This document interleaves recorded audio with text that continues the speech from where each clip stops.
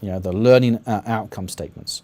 It's really important that you focus very much on what's called the command words, like describe, explain, etc.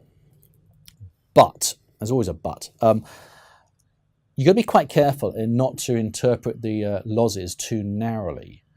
You have to interpret them in the context of the information they relate to. I'll give you an example. The LOS may say, describe duration.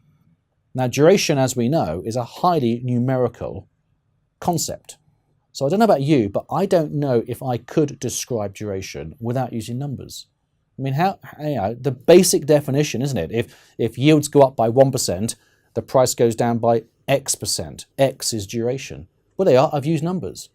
And you could argue, well, that's getting quite close to a calculation. And so all I'd say is don't be too narrow. Generally, the command words are very good, but you have to interpret them in the context of the information. So imagine the LOS was explain the impact of duration on a portfolio. Now, I'm making up that LOS, but as an example. Explain the impact of duration on a portfolio. I don't know how you could deal with that without numbers, quite frankly. So please, look at the command words, but in the context of information.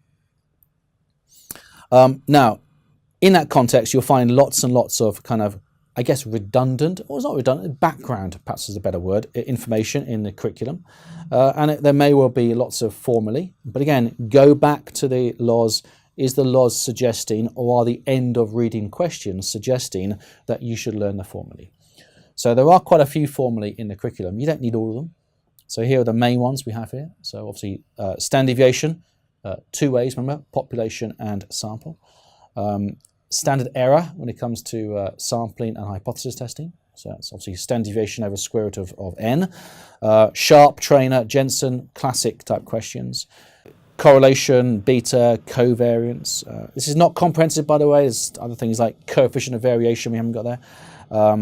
Duration I mentioned, so make sure you're all over that. So Macaulay modified, effective, etc., etc. CAPM, you've got to expect CAPM. Except I won't read it all out, but these are some of the most important. As a minimum, you should be thinking, right, I need to be able to do these, recall these, and try and do some questions on them. So really important to learn some of these key formulae.